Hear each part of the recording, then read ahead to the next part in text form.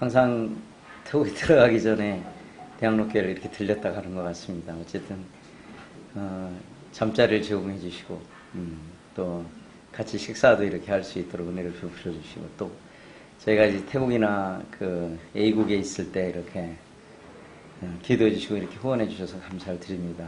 특별히 여러 모양으로 이렇게 한국의 그 바쁜 일정과 여러 가지 어려운 그런 상황 속에서도 기도해 주신 것에 대해서 다시 한번 감사를 드립니다.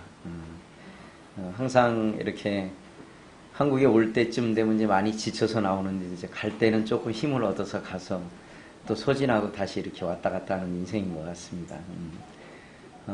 나그네가 제일 그리운 것은 아마 자기 집일 겁니다.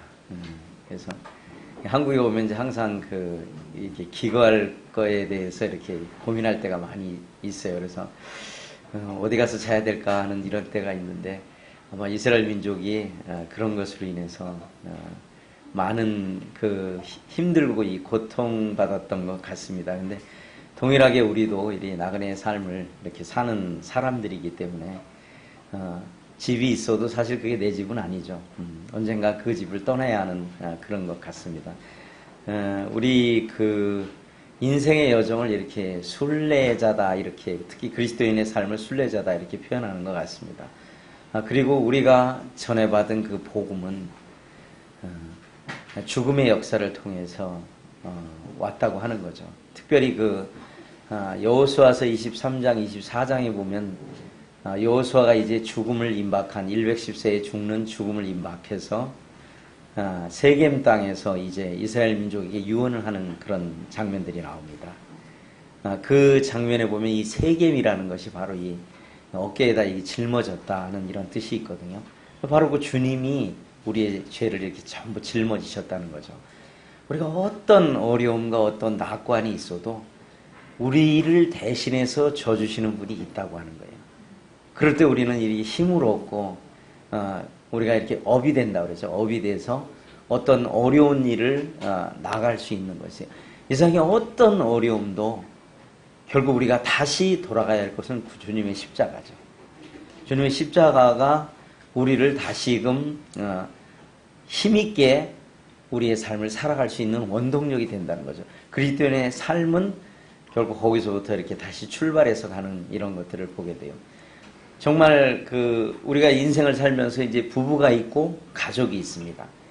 가족이 서로 짐을 져주지 않는다라면 누군가 한 사람에게 큰 짐이 부여될 겁니다. 그 짐이 어려워서 고통받을 때가 있다고 하는 거죠. 근데 누군가가 그에게 다가와서 위로의 말을 줄 때, 사랑의 메시지를 줄 때, 그 사랑의 메시지는 우리로 하여금 다 쓰러져서 이제 지쳐서 어찌할 바가 모르는, 이 축구선수가 0대0으로 끝나서 연장전까지 했어요. 그래서 45분, 90분에다가 30분, 120분, 2시간을 뛰었어요. 이제 뛰어다닐 힘도 없습니다. 근데 마지막에 누군가가 그를 응원하고 누군가의 힘이 그에게 감동으로 전달됐을 때 그들은 힘을 냅니다. 그래서 그 마지막까지 최선을 다할 수 있는 그런 길들이 있다고 하는 거죠. 그러기에 우리의 삶은 헛되지 않은 거라는 거죠. 목표가 있고 또 목표를 갈 수 있게끔 누군가가 우리를 후원해주고 계신다는 거죠. 그리고 더 나아가서는 우리의 출발도 그분이었다는 거죠. 예수 그리스도는 우리의 시작과 우리의 진행과 끝이 되신다고 하는 거죠. 이 구약을 특별히 보면서 하나님께서 얼마나 크신 분인가를 다시금 생각하고, 그 크신 분이지만 여전히 우리를 사랑하시고 기다리시고 하는 그런 모습들을 이렇게 보게 돼요. 특별히 이 구약을 다시 이렇게 조명해서 보면은 정말 큰 위로가 돼요. 우리가 진노 중에 거의 이제 아무런 희망이 없는, 이제 막 이 촛불이 이 강한 바람에 꺼져가는 것처럼 거의 꺼져가는 것 같지만, 그 하나님의 세미한 음성은 우리를 다시금 소송케 하시고 우리를 기쁨 가운데 이렇게 있게 한다는 거죠. 제가 한국으로 올 때마다 한국이 너무 빨리 변해가는 것 같아요. 작년하고 올해 왔는데 벌써 다르더라고요. 특히 젊은이들을 바라볼 때 너무 그런 것 같아요. 제가 그렇다고 해서 아주 이렇게 나이가 많은 사람은 아닙니다. 아직 아직 6학년 되려면 한 3개월 정도 남았습니다. 근데 와 보면은 너무 많이 변해가는 걸 봐요. 그리고 성도님들이 그 변해가는 그 세대들을 어찌할 바 몰라 하는 이런 마음에 더더욱더 놀랐어요.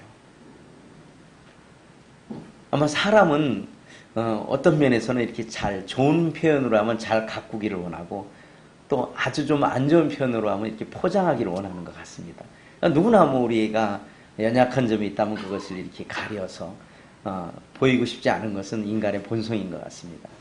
근데 최근에 와서 이렇게 시골도 그렇고 제가 제일 안타까운 것 중에 하나는요.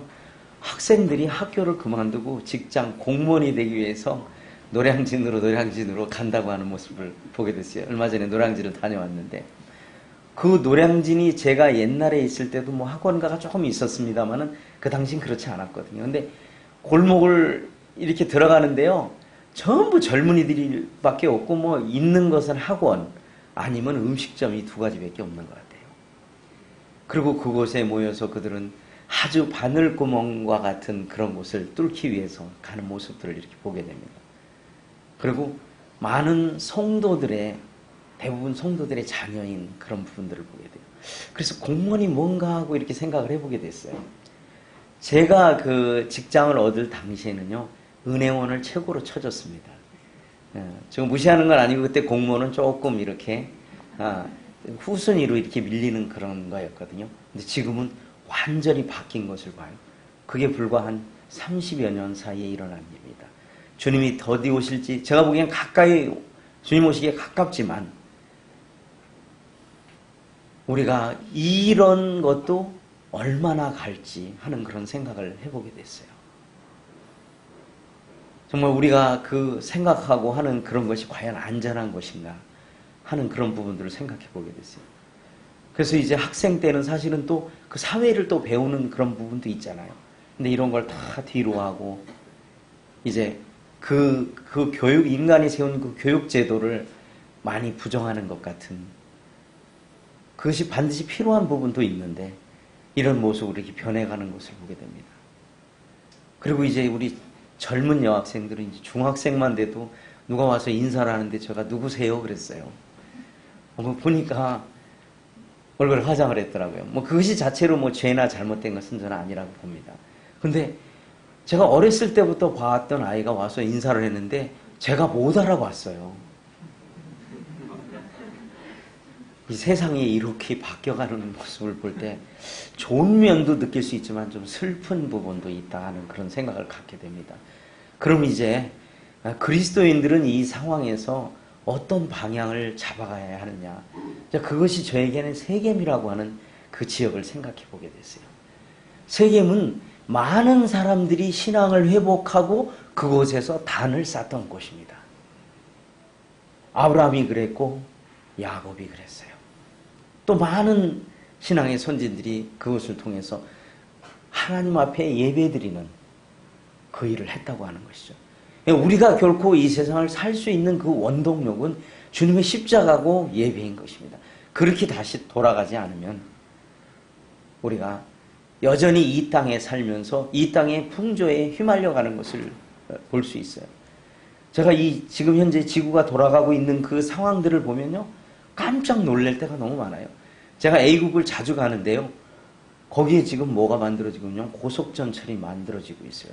A국은 우리나라 1960년 정도밖에 안 됩니다. 아니 시골로 가면 50년대밖에 안 됐어요.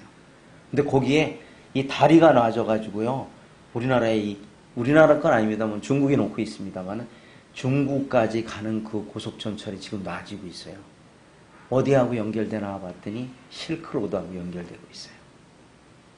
제가 의문이 된 게 하나 있었거든요.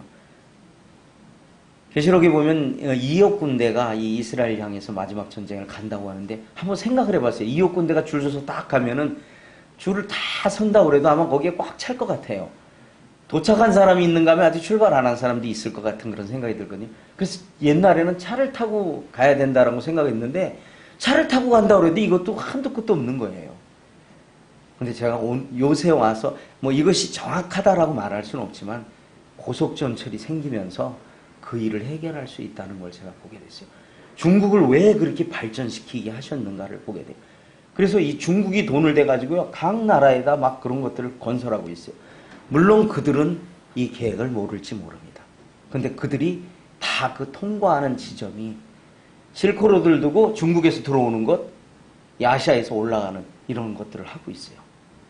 그리고 일본에서는 이 횡적 도로망들을 그 고속전철을 건설하면서 그렇게 하고 있어요. 그 중심에 제가 살고 있는 콩켄이 있어요. 그래서 콩켄은 횡적 고속전철과 종적 전철이 크로스되는 그런 지점에 갖고 있어요. 그 주님이 저를 9년여 전에 그곳에 보내셨는데, 그곳에는 그 당시에는 굉장히 이렇게 발전하지 않은 그런 곳이었어요. 하루에 비행기도 3대밖에, 그것도 방콕에서 다니는 그 비행기밖에 없었어요. 그래서 저 있는 데로 올라오려면 아주 시간이 많이 걸려서 힘들게 와요. 근데 지금은요, 하루에 비행기가 22번씩 다녀요. 불과 9년 사이에. 그리고 고속전철이 놔지고 있어요. 세계는 점점 더 빨리 왕래하고 있습니다. 지식은 아주 최고조에 달하고 있어요. 이 게놈 지도가, 한국에서도 게놈이라고 하나요? 네, 지놈이죠. 네, 한국에서는 게놈이라는 것 같은데, 그게 밝혀질 때만 해도 획기적인 거였어요. 근데 지금은요, 조금 더 구체화해가는 그런 사실들을 보게 돼요. 정말 주님이 오시기에 너무 가까운 시대에 우리가 살고 있고, 많은 거를 볼 때 사랑이 식어가고 있어요. 왜 이 한국이 이렇게 잘 살게 되고, 웬만큼 조금만 일하면 내가 좋은 집에서 살 수 있고, 이런 것들을 갖고 있음에도 불구하고, 뭐 묻지마 살인이라든가, 그냥 사람을, 식사 전에 말씀드리 죄송합니다. 죽여서 막 그냥 쓰레기통에다 막 던져놓는 이런 사건들이 1년에 몇 차례씩 일어나죠. 옛날에는 오래간에 하나 일어나도 끔찍했는데, 지금은 이제 그걸 우리가 계속 귀로 듣는 세대에 왔어요. 저도 태국에 가서 보면요, 태국에 한 10사람에 한 사람 내지 2사람은요, 이 남자 내지는 여자가 성을 바꿔서 수술까지 합니다. 뭐 아시겠지만 태국의 공립학교에 가면요, 화장실이 3개가 있어요. 남자 거, 여자 거, 그 다음에 중성 것이 있어요. 그리고 이 식당에 가보면요, 이 남자들이 여성으로 변화된, 또 저희 교회에도 이 아이 청년들이 떼거지로 왔었어요. 한 12명씩 막 왔었어요. 근데 처음에 가서 그들을 바라볼 때는요, 밥맛이 없더라고요. 지금 이제 11년이 지나고 나니까 그런가 보다 이렇게 변하더라고요. 우리에게 보여지는 것이 이렇게 우리의 삶을 좌우하고 있는 것을 보게 돼요. 이 바로 오병이어도 이 우리에게 비슷한 것을 보여주고 있는 것 같습니다. 우리의 시각은 여전히 우리 눈앞에 보여진 그것만을 바라보는 것 같습니다. 정말 불가능할 것 같은 그런 시대에 우리가 살고 왔어요. 무슨 그 동성애 축제라고 하죠. 그런 것들이 이제는 한 군데서 일어나는 게 아니라 2010년도를 넘어서부터 2009년인가요? 그때부터는 이제 비일비재하게 열리고 있어요. 이것이 뭘 말하는 겁니까? 제가 태국에서 그런 걸 보거든요.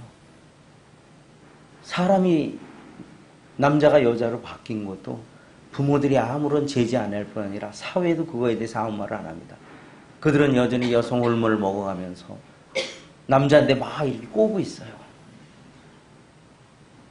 이거 끔찍한 일이거든요. 동일하게 우리가 살고 있는 이 시대가 그런 것 같습니다. 저도 사실은 서울에서 35년을 살았는데 지금 이제 서울 떠난 지 20여 년이 25년 된 것 같습니다. 근데 서울 와보면요, 이제 여기는 조금 비슷한 것 같아요. 이거 뭐 종로나 이런 건데, 청계천도 완전히 바뀌었고, 뭐 을지로도 옛날에 청계천 쪽에 고가도로가 있었죠. 3일 고가도로가 있었죠. 그런 것들 다 없애놓고 바뀌었어요. 이제 와보면 남의 나라 같아요. 실제 남의 나라고요. 그렇습니다. 근데 이제 올 때마다 느끼는 것이 우리 눈앞에 보이는 것이 우리의 생활을 너무 끌고 가고 있다. 아니, 세상 사람들이 그렇게 가는 것은 이해가 갑니다. 우리 그리스도인들도 그 성전이 회파돼서 그들이 하나님을 불순종함으로 포로로 70년 끌려갔다가 다시 그들이 고레스 왕의 칙령을 통해서 돌아왔는데 그 이전 영광을 본 그들에게 하나님의 무너진 성전과 성벽을 보고 아무렇지 않은 이런 것을 학계는 강하게 질타하고 있습니다. 근데 더 나아가서 그 하나님을 믿었던 그 백성들, 이후의 영광, 이후 세대들은 그걸 몰랐지만 이전 세대에 보았던 그 이스라엘 선진들은 자기 집 짓기에 바빴다고 말하고 있어요.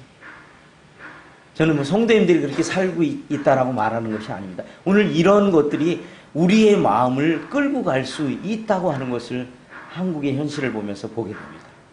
너무나 잘 사는 이 한국, 너무나 그 복지가 잘 돼서 그런 것 같습니다. 얼마나 복지가 잘 되냐면 제가 한국에 이제 와서 치료를 받고 가면 의료보험을 내거든요.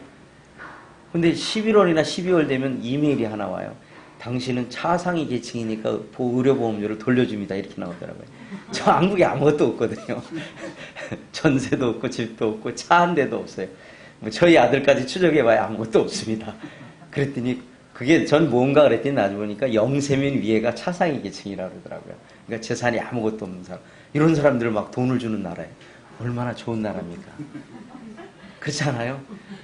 근데 뭐 이런 것들로 하여금 사람을 더 나태하게 만들고 우리가 신체가 건강하다면 일을 해서 주님을 섬겨야 됩니다. 우리 모든 분들이 하나님 앞에 그런 부름을 받은 거예요. 특별하게 하나님의 몸된 교회를 전심으로 섬기는 분들만이 아닌 모든 사람들이 그걸 인해서 부름 받았어요. 그것이 우리 모임이 지향하고 있는 그런 것들입니다.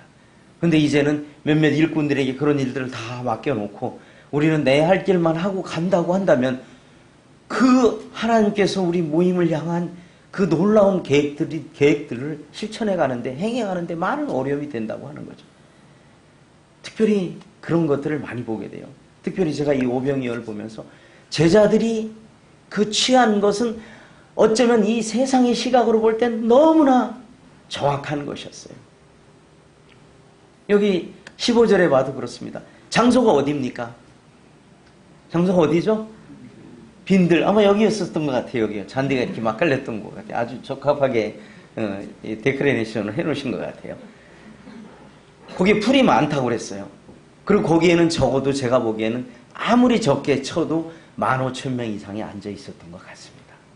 15,000명이 앉았다면 오늘날 축구장 같은 그런 큰 곳이었을 거예요. 그곳에 있었어요. 이 제자들의 시각은 빈들을 바라본 것이에요. 주님을 바라보지 못한 빈들을 바라보고 있었어요.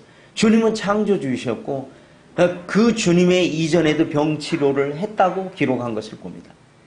그렇다고 하면 그 제자들은 이미 주님이 창조주이시고 그들의 하나님이라는 걸 알고 있었어요. 그런데도 그들은 이 눈앞에 보이는 그 시각을 찾았다고 하는 것이에요. 그래서 은근히 주님에게 제안을 합니다. 날도 저물었어요. 그들이 이제 하루 종일 있었으니까 배도 고팠을 거 아니에요. 그럼 무리를 보내서 사 먹고 오게 하소서. 근데 사실 이 말도 사실은 성립되는 말이 아니에요. 모순이 되는 거예요. 15,000명이 한꺼번에 들어가서 먹을 식당이 있나요? 제가 오늘 아침 식당 찾다가 먼저 CEO에서 빵 사 먹고 끝냈거든요. 아무리 식당은 많은데 문 연데도 없고 적어도 15,000명이 가서 먹을 식당은 오늘날도 없고 그 당시에도 없었을 거라고 저는 믿습니다. 그 당시 예루살렘 인구가 불과 6만에서 9만 사이였다고 해요. 그 얼마나 많은 인원들이 주님이 병 고쳐주시는 그 이적을 보고 주님을 왕 삼기 위해서 쫓아왔던 것이죠. 거기에 제자들도 우리가 감당할 수 없으니까 그들로 하여금 돈 주고 사 먹게 하라고 하는 것을 말하고 있는 것이에요. 근데 주님은 한마디도 그 말에 대해서 제어를 하십니다. 갈 것 없다. 먹을 걸 주어라. 제자들의 시각에서는 점점 더 묘한 방법으로 가고 있어요. 아무것도 없는 여기서 뭘 갖다 주라는 얘기인가.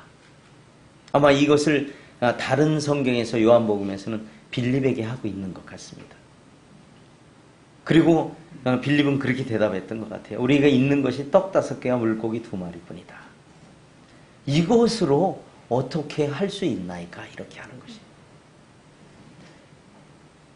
빌립의 시각은 여전히 정상적인 사고방식을 갖고 있었지만 그가 가지고 있는 그 시각이 하나님에 대해서 인정하지 않았다고 하는 것이. 우리 자신이 귀합니까? 네, 우리 자신은 굉장히 존귀한 자입니다. 하나님 보시기에. 그러나 우리 자신들은 그렇게 생각하는 것보다 우리는 아무것도 아니라고 하는 것을 먼저 생각해 보게 됩니다. 이 물고기 2마리와 떡 5개는 사실 어린아이가 먹음직한 저거만한 어떤 음식이었어요. 이거 갖고 어떻게 해볼 수 없는 것이었어요. 근데 그들에게, 제자들에게 빠졌던 것이 있었어요. 하나님의 능력이었어요. 하나님의 능력은 물고기 2마리와 떡 5개로 5,000명 아니라 수십만 명도 먹일 수 있어요. 이 이전의 역사를 보면 주님이 얼마큼 먹이셨어요? 200만이 넘는 사람들을 몇 년 동안? 40년 동안 먹였어요. 모르겠습니다. 만나가 얼마나 큰 것인지는 제가 잘 모르겠어요. 정확히. 근데 적어도 200만이 이상만 했으면 요만한 손톱만한 것이라도 어마어마했을 겁니다. 그리고 그 후에 또 메추라기도 먹이셨어요. 우리가 믿는 하나님, 우리가 믿는 예수님은 우리의 모든 것을 해결해 주실 수 있는 능력을 갖고 있으신 분이라고 합니다. 제자들은 그것을 잊어버렸거나 그것을 생각하지 못했어요. 여기서 오늘날 우리의 상황도 보게 됩니다. 현실은 어렵고 많은 그 어려움들이 우리 앞에 있지만 우리가 주님이 우리에게 능력을 주시면 그 일을 다 이기고 나갈 수 있다고 하는 그런 마음이 우리에게 있어야 한다고 하는 것이에요. 그리고 주님이 우리의 짐을 대신 져주셨어요. 아까 3개를 제가 말씀드렸어요. 야곱의 삶은 아주 사람을 속이는데 아주 능력이 있는 사람이었어요. 이제 그가 밧다라람에서 자기 고향으로 돌아가기를 가고 또 속였습니다. 속이고 와서 형 에서를 만날 때까지 속였어요. 그가 다듬지 않은 돌로 단을 쌓고 난 이후에 그의 삶은 완전히 변한 것을 보게 돼요. 그는 이제 그 이전에 하나님의 능력을 알게 됐어요. 우리의 삶에 하나님이 빠진다면 아무리 좋은 것을 우리가 취하고 아무리 좋은 것을 할 수 있는 능력이 있다 할지라도 그 일은 아무 의미가 없다라고 하는 걸 우리가 이것을 통해서 볼 수 있어요. 그리고 주님은 그 차고 넘치신 것, 후히 주시고, 우리가 후히 주신다고 하는 건 우리가 생각하는 것보다 훨씬 더 우리를 주신다고 하는 것이죠. 하나님의 능력과 하나님의 우리를 그리스도인을 인도하시면요, 너무나 분명하고 너무나 정확하고 오류 하나 없는 그 때에 맞춰서 간다고 하는 거예요.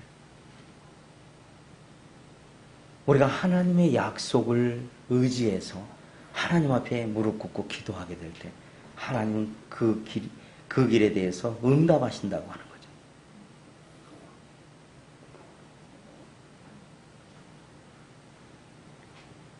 이 일들은 정말 우리의 삶에 큰 힘을 준다고 하는 것이죠.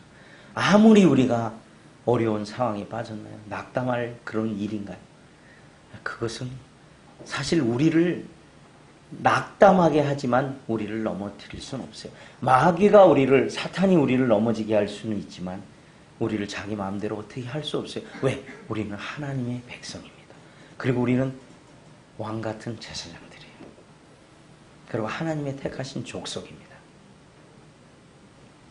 우리를 하나님 앞에 예배드리는 일에 우리를 제사장으로 삼으신 하나님의 뜻에는 결코 후회함이 없다라고 하는 것이죠.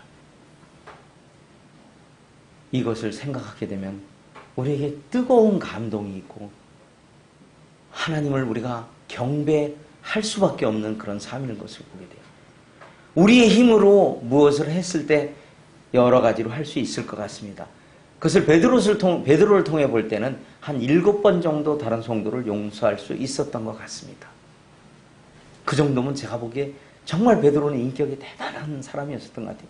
7번 못하겠더라고요. 제가 해보니까.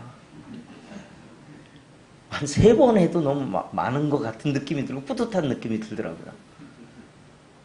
근데 하나님은 어떠시냐? 정말 그 잘못한 그 사람들에 대한 그 기다리심은, 그 사랑을 오래 참는다고 말하고 있는데 그 오래 참는다는 게 이제 어떤 것인가를 이제 제가 조금 알게 됐어요. 특별히 제가 이 4년간의 건축을 통해서 제 자신의 밑바닥이 어딘지를 알게 되더라고요. 제 근본이 뭔지를 알게 됐어요. 여전히 저는 아무것도 아니구나. 여전히 나는 세상 사람과 크게 다르지 않은 사람이구나 하는 것을 느끼게 됐어요. 출애굽기 4장에 보면 모세에게 들린 막대기가 있었어요. 하나님이 그를 부를 때 아마 그가 들고 있었을 것입니다. 왜? 그는 미디안 광야에서 양을 칠 때 하나님의 부르심을 입었습니다.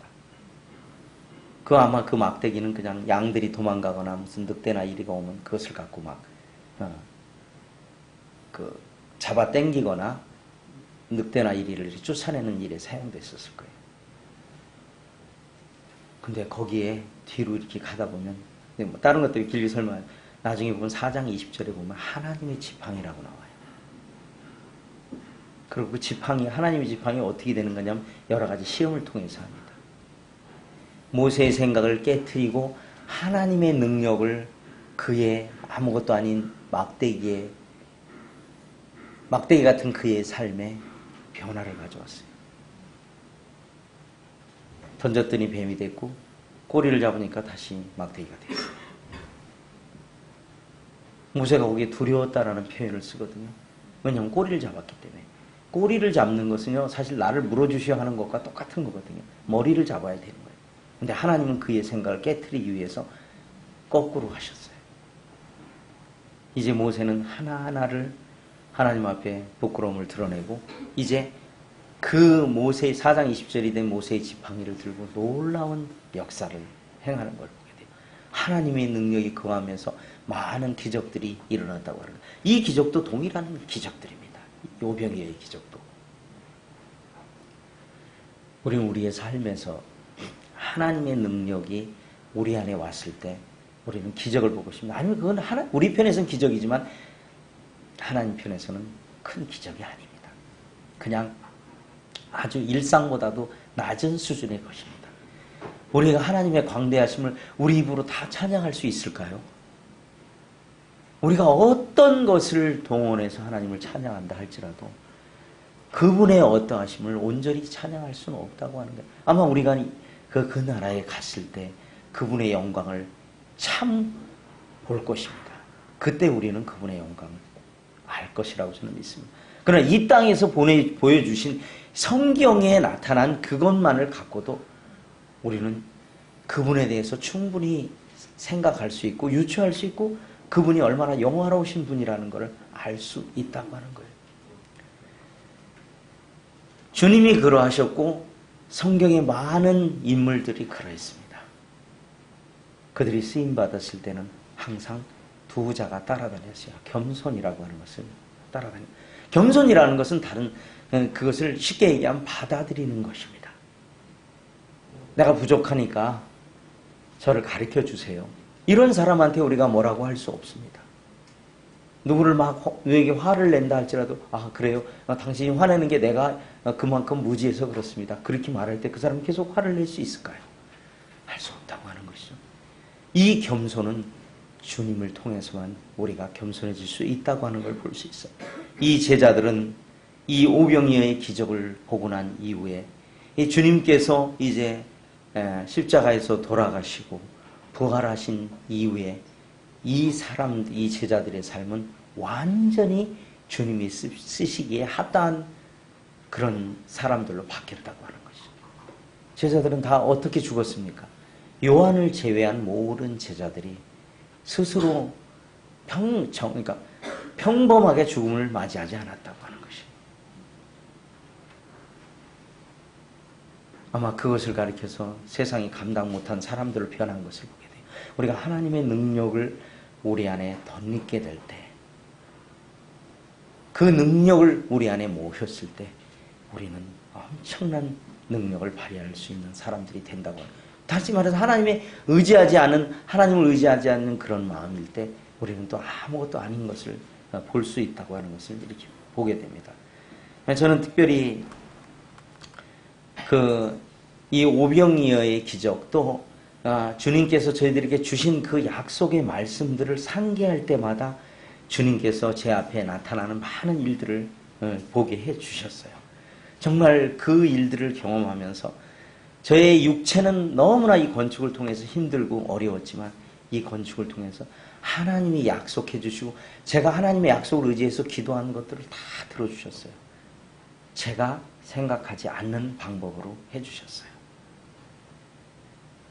저희가 뭐 이렇게 맞추려고 한 건 아니었는데 어떤 분이 그런 얘기를 하시는데 하나님이 인도하시면 우리가 갖다 맞춘다 이렇게 얘기하셨는데 그렇지는 않습니다. 저희는 총 저희를 포함해서 무한컨텐교회 성도들은 11명입니다. 제자의 숫자와 같습니다. 그래서 제가 이제 나름대로 이렇게 붙이기를 이 11명을 갖고 그 태국의 이산과 A국의 하나님 나라 확장을 위해서 이렇게 부름받은 사람들이다라고 이렇게 나름 생각합니다. 제가 나름대로 분별하기에 저를 비롯해서 11명의 우리 성도들은 다 다윗의 그 굴 속에 있던 막둘라 굴이죠. 막둘라 맞죠? 막둘라 굴에 있던 아주 이렇게 정상적인 그런 사람, 정상적이지 않은 사람들 같은 아주 고통받고 그런 사람들이 모였습니다. 근데 하나님께서 거기에 모세의 지팡이와 같은 그런 것과 같이 우리에게 부어주시면 그 일을 통해서 하나님 많이 역사할 거라고 믿습니다. 저희가 이제 수양회를 하고서 이렇게 찍은 그런 사진들입니다. 아시다시피 저 위에 보면은 태국 글씨 보이시나요? 제가 선물 하나 드릴게요. 몇 장 몇 절인지 맞추시면 제가 선물 드릴게요. 예? 예? 아라비아 숫자만 기억하시죠?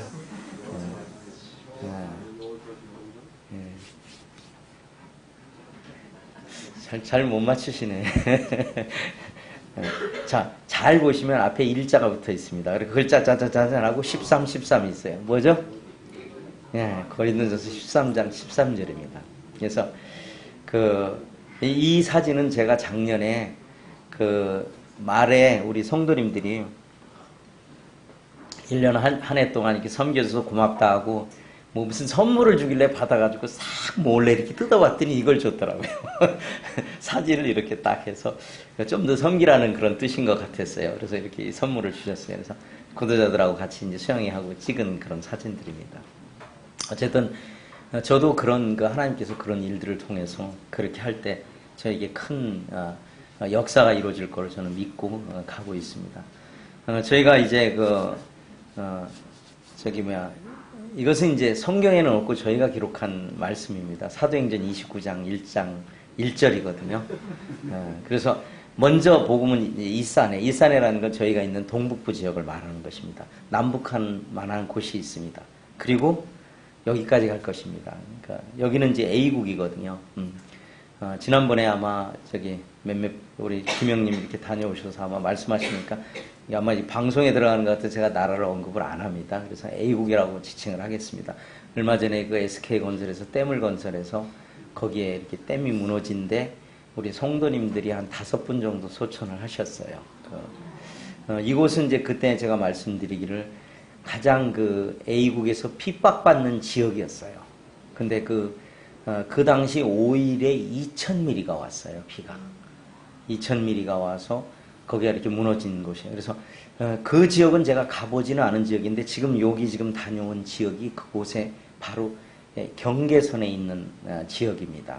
그래서 요거까지 가는데 제가 10시간 걸리거든요, 운전하고. 거기는 아마 15시간에서 16시간 정도 걸릴 것입니다. 근데 지난번에 16개 마을에 5억 톤이라는 물이 그 5억 톤만 온 게 아니라 비가 계속 오는 상태에서 밀려왔어요. 그래서 그 1층에 그쪽 동남아시아 가면 집들이 이렇게 밑에가 나무로 있고 위에 나무 집들이 있거든요. 근데 그 흙하고 물이 같이 와가지고 2m씩 차버렸어요.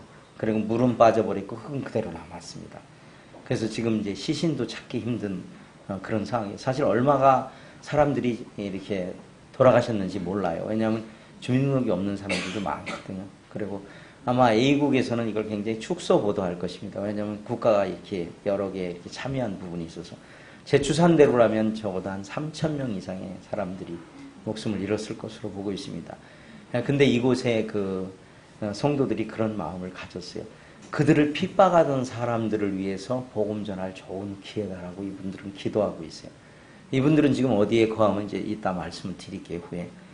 그들이 지금 텐트에, 집이 다 없어져서 텐트에 거하면서, 한국에서 그 헌옷까지나 이런 것들을 좀 보내주시면 그런 걸 통해서 이분들은 지금 생활 필수품이 하나도 없는 상태예요. 다 떠내려가 버렸거나 없어진 상태예요. 집까지. 그래서 그걸 통해서 옷도 좀 주고 이불 같은 것도 좀 주면서 복음을 오히려 그들에게 적대했던 그들을 향해서 복음을 전한다는 그런 기도 요청을 저에게 하셨어요. 그래서 제가 이곳에 가면서 항상 늘 저기 하는 것은 오히려 제가 뭐 좀 도와줄 것처럼 이렇게 그 교만하게 가보지만 가서 늘 위로를 받고 오는 그런 곳이에요. 자기들의 목숨보다 하나님의 복음을 더 귀히 여기시는 그런 분들입니다. 그래서 핍박 가운데도 공산주의 핍박 가운데도 복음을 전하고 있는 그런 분들입니다. 주님이 저에게 이제 그 태국을 가면서 약속을 이렇게 해주신 게 있었거든요. 올해 황폐된 것을 세울 것이라고 말씀을 하셨고 파괴된 기초를 쌓으리니. 근데 앞부분은 제가 태국을 분명히 봤을 때 황폐한 곳이었어요. 그리고 제가 있는 이 산이 그런 곳이었어요. 근데 뒷부분은 무엇인가에 대한 의문이 있었어요. 근데 제가 치앙마이로 갈 때까지만 해도 그런 사실들에 대해서 생각을 못했어요. 근데 제가 이 산 컨켄에 와서 이거를 어디를 가리키는지를 주님이 저에게 보게 하셨어요. 바로 A국이었어요. 그들은 1905년도에 스위스 모임에서 선교사들을 보냅니다. 20대 젊은 부부들이 왔어요. 그 당시 그곳은 프랑스 식민지여서 프랑스 식민지 군대들이 주둔하던 바로 옆에 그분들이 있었어요. 지난번에 다녀오신 곳이, 김영님 다녀오신 곳이 바로 그곳입니다. 지명도 지금 말씀 안 드리겠습니다. 그래서 그곳에 도착을 해서 그분들은 복음을 한마디 전하지 못했어요. 왜? 콜레라가 와가지고 맨날 땅 파고 시체에 묻다가 두 분 젊은 부부께서 같은 날에, 뭐 시간은 모르겠습니다. 근데 거기에 기록된 것을 보면 같은 날 두 분이 떠나갔어요. 근데 분명한 것은 그분들이 복음을 전하지 못했다는 거예요. 근데 오늘날 그 지역, 주변 지역에 300여 군데가 과거에는 이 북부 지역까지 하면 거의 1000개 가까운 그런 곳이 있어요. 지금 이제 많이 떠나고 이제 믿음을 버리고 가신 분들도 있고, 그런데 현재 그쪽에 남아있는 게 그렇다고 합니다. 참, 한 사람의 그 죽음, 예수 그리스도 한 분의 죽음이 오늘날 우리에게까지 복음이 왔고 이렇게 변화시켰던 것을 봅니다. 근데 그분들의 죽음이 또 그곳에 100년이 넘은 시절에도 여전히 예수 그리스도를 믿고 자기 목숨을 걸고 복음을 전하는 분들이 있다고 하는 것이죠. 그래서 저를 그것을 보수하는 자라고 말씀하셨어요. 주님은 정확히 당신께서 계획하고 계신 일을 저도 알지 못하고 계획하지 않았던 그 일들을 이뤄가고 있는 것을 보게 돼요. 제가 두 나라를 섬길 수 있다고는 한 번도 생각해 볼 수가 없었어요. 제가 그만한 능력의 사람이 아니기 때문에 그렇습니다. 근데 하나님 약속이 그 일을 이루게 하셨고 순종했을 때 하나님이 거기에 능력을 주신 것을 보게 돼요. 이런 일들은 우리의 삶에 큰, 힘들면 힘들수록 우리는 더 힘이 나는 그런 사람들입니다. 그게 바로 그리스도인이라고 하는 것을 볼 수가 있어요. 그리고 그 황무한 것들, 그 무너진 것들을 다시금 되새기는 일을 저와 저의 아내에게 말씀을 주셔서 그 일을 이루어 나가고 계십니다. 그리고 어느 땐가는 그곳을 주님이 꽉 채우시린다고 약속을 하셨어요. 그리고 그들이 나를, 제가 아닙니다, 나를 여호와 하나님이라, 여호와인 줄 알리라. 그렇습니다. 그 우상을 섬기고 귀신을 섬기고 그 아무 희망도 없던 그들이 여호와가 누군지를 아는 그날은 우리에게 너무나 큰 귀한 날이죠. 이 약속을 하나님은 우리에게 해주셨고 그렇게 해줄 거라고 저는 믿습니다.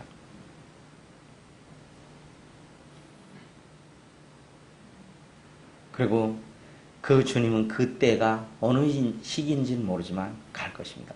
제가 선교를 여러 가지로 정의해 봤는데 한 두 가지 정도로 좀 압축을 할 수 있는 것 같습니다. 첫 번째는 죽는 거고, 두 번째는요, 그 가람이 있는 한 영혼을 찾아가는 것이 바로 선교다. 주님이 그렇게 하셨더라고요. 그것을 이렇게 보게 돼요. 그래서 죽지 않고는 이루어질 수 없는 것. 좀 다른 말로 표현하면 희생하지 않고는 무언가가 새로운 싹이 일어날 수 없는 거예요.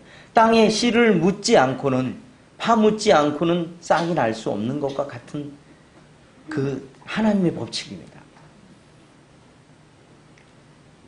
그래서 우리가 선교사가 직접 돼서 나가진 않아도 선교사의 상을 받는 일이 있다고 성경은 기록하고 있죠.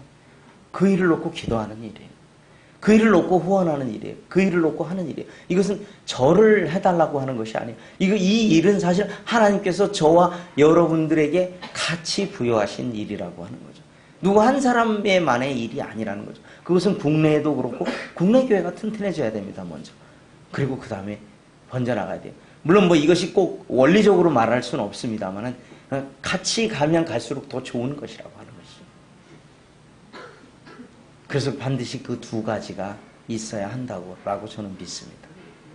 그리고 그 길을 조금씩 순종해 가고 있습니다. 그래서 저희가 그런 일들을 할 때 저희가 이 많은 분들이 이거에 대한 의문도 갖고 있고 너무 크게 짓는다 뭐 이런 얘기들을 많이 하셨던 것 같아요. 그래서 이제 그분들이 직접 물어보셨으면 제가 말씀을 해드렸을 텐데 그렇지 않고 또 저 나름대로 이걸 건축하면서 어떤 필요나 이런 것들을 먼저 요청하지 않기로 주님 앞에 서원을 하고 제가 이 일을 시작을 했어요. 가장 큰 이유는 그 지역에 예수님의 말씀을 다 들을 수 있는 그런 길들이 열리기 위해서 이 센터를 건립했고 그런 과정 속에서 이루어진 일들입니다. 그것은 하나님의 뜻 가운데서 하나님께서 모든 사람이 구원을 받아야 된다고 하는 그 전제 속에서 시작한 것이 어떤 모양을 내기 위해서 시작하지는 않았습니다. 그래서 저희가 이제 아시는 대로 대학로교회에서는 처음에 저희들이 그 담을 건축할 때부터 일꾼과 또 많은 물질로 이렇게 헌신해 주신 것을 제가 알고 있습니다. 감사합니다. 제가 그 성경에 나타난 그 광야와 저희가 있는 곳이 크게 다르지 않습니다. 이런 곳이었어요. 이런 곳을 하나님께서 이렇게 바꿔놓으셨어요. 그러면서 그 일들을 하나하나 이렇게 만들어 가시는 것들을 이렇게 보게 됩니다.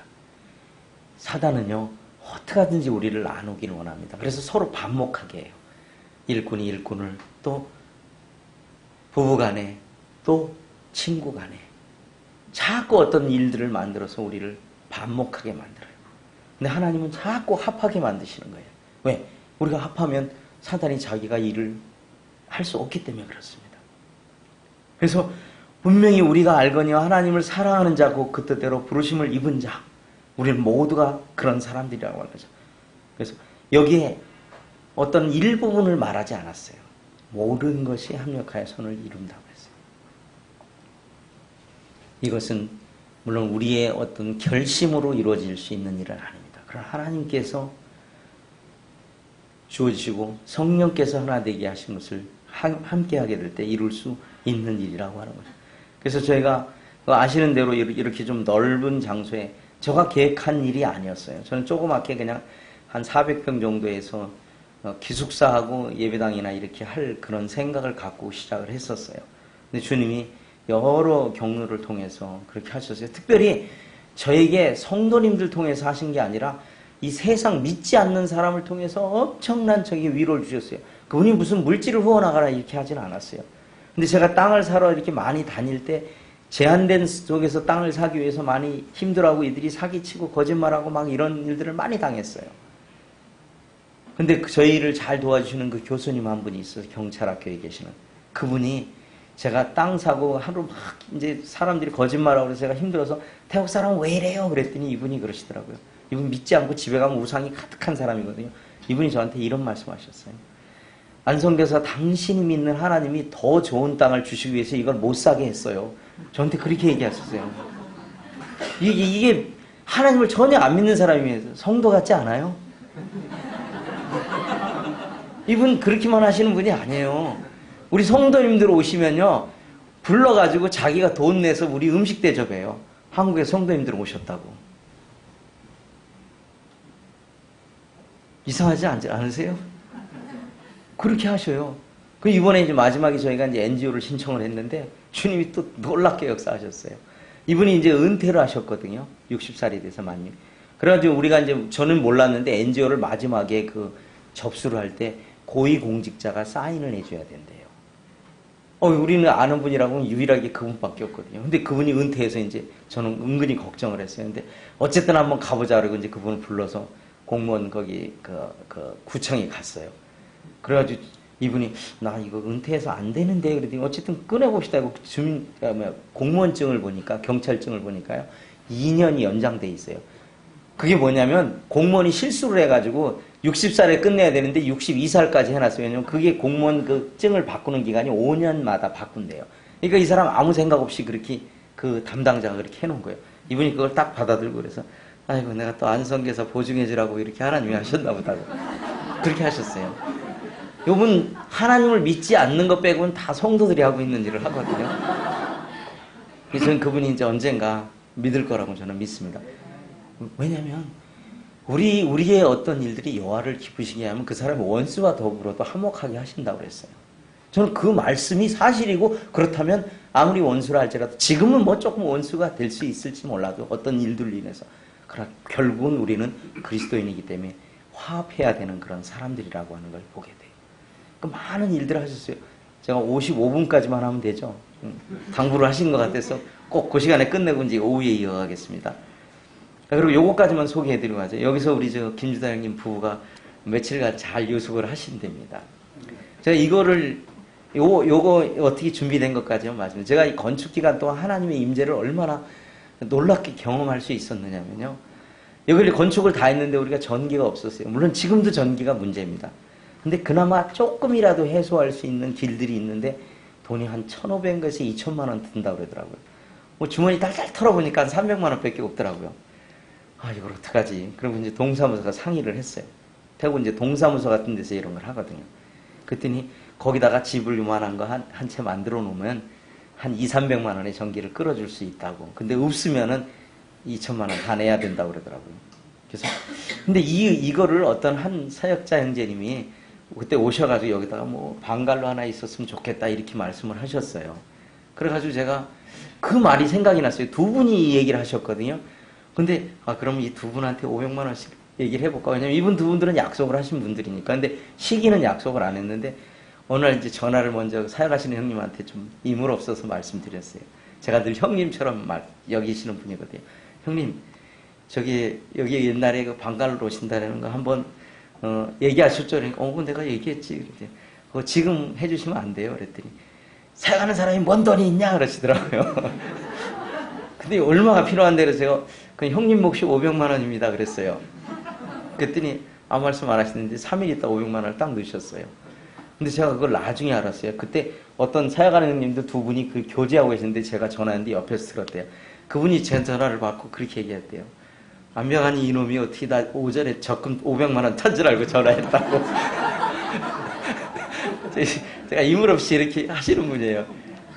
그분 편히 그랬어요. 안병환이 이놈이 어떻게 오전에 나 500만 원 적금 탄 줄 알고. 그래서 형님이 다른 데 쓰려고 사실 적금을 들으셔가지고 했는데 잘 때 해가지고 딴 데 쓰려는데 주님이 여기다 인도하셨나 보더라고요. 그렇게 해주셨대요. 제가 이거를 보면서 여러분 만약에 여러분 삶에 이런 게 있으면 낭망해도 힘이 안 나겠어요? 힘이 나잖아요. 그 돈이 문제가 아니잖아요. 우리의 삶에 뭐 돈은 뭐 이렇게 중요치 않습니다. 하나님 돈이 부족하시지 않은 분이니까. 근데 하나님 누굴 통해서 하시고 그냥 우리를 통해서 하시고 그냥 제가 여기까지만 말씀드리고 내려가겠습니다.